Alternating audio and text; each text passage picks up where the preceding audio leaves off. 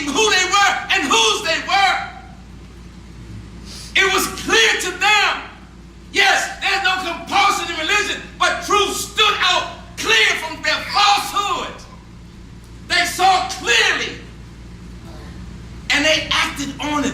What else should we do? I feel like I should be doing more. What more can I do, O Prophet of Allah?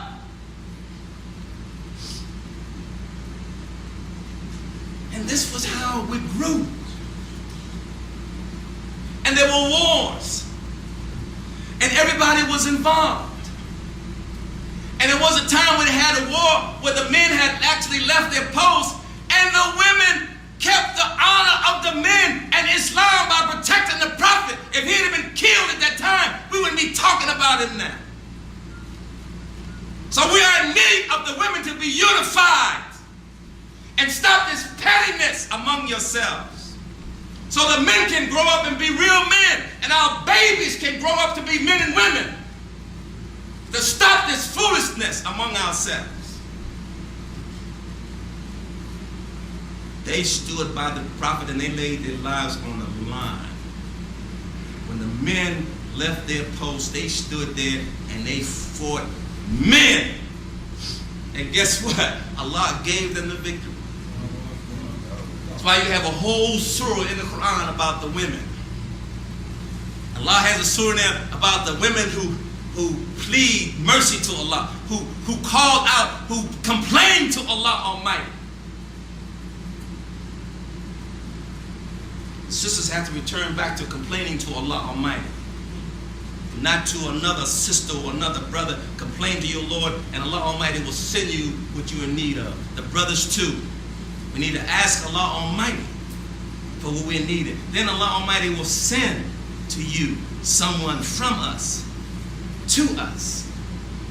We have to learn proper adab, good manners. Then Allah Almighty will raise us because adab, good manners, that is the feed, that is the food to the soul. That's what awakens the soul. You hear people say, well, awaken that giant in you. How are you going to awaken that giant in you if you're disrespectful to that giant?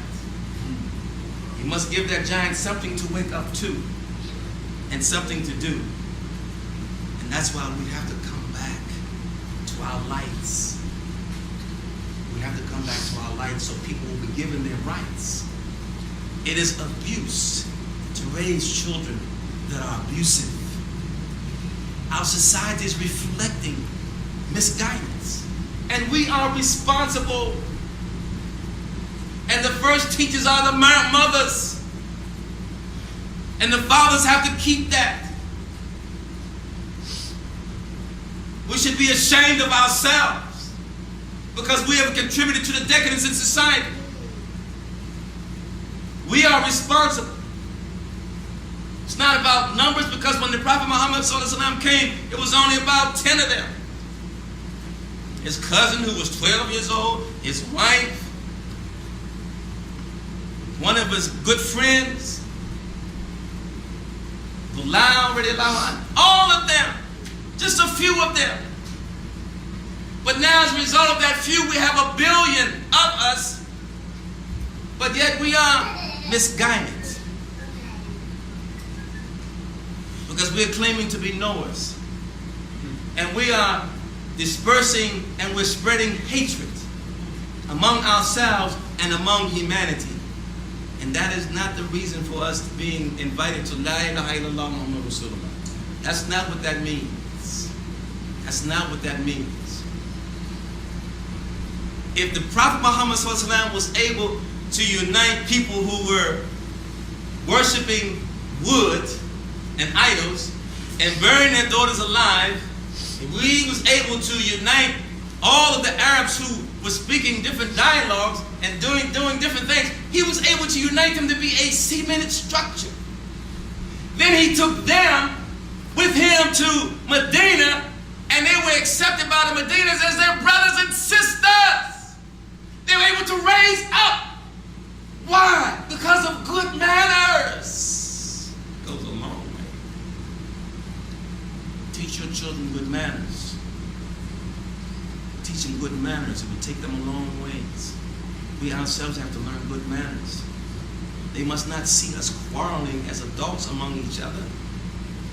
When you have quarreling with your spouses, don't let your children be there. Use restraint enough to say, okay, I'm going to hold myself until I can talk to this man or I can talk to this woman. I don't want to make my children feel insecure. And we do that. We're ignorant. We do it. And people of the same race, they do it. So other people see that and say they're not unified, and everybody's doing it. Humanity is doing it. We've lost self-respect and good manners. And Allah is not pleased with us. And that's why cursing is coming on everybody. We have to take responsibility. We have to show a little more kindness and mercy to each other. A little bit more patience with each other. A little bit more tolerance with each other. A little bit more love with each other.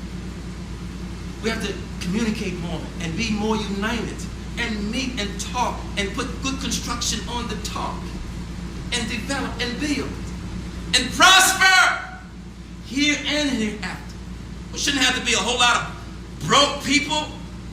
Don't you know poverty? If poverty was a man, I would kill him. That's a curse in our community and in the world. That's neglect of our souls that has all the power. Because Esau, Ibn Maryam, Jesus Christ says, once you seek to your house of your Lord inside yourself, all things will be given unto you. We must not be reaching the house. We must not be reaching the goal to have everything given unto us. That in itself is a job. The most difficult job we have, that we'll ever have, more difficult than anything, is just fighting our egos. Going against what our ego says. Then that's when we will gain miraculous powers. Not listening to our ego. The first thing we do in our ego, say, oh, smack her, smack him. Say something nasty to her. Say something nasty to him. And we do it thinking, yeah, I got you. No, we just lost. We just lost something. And we keep losing. And our children lose. And so now, we're in the belly of the beast. Everybody is poverty-stricken. The crime is up. There's divorces, unreal divorces. There's incarceration. And where is it? It's endless. It has to stop. And the way it stops is with us. We have to turn to our Lord for real. This is not imitation. This is real. We're here now. We're not going to always be here. Then Allah will ask us, what did we do? Oh, we were here. Asking Allah to forgive us. Here we have to roll up.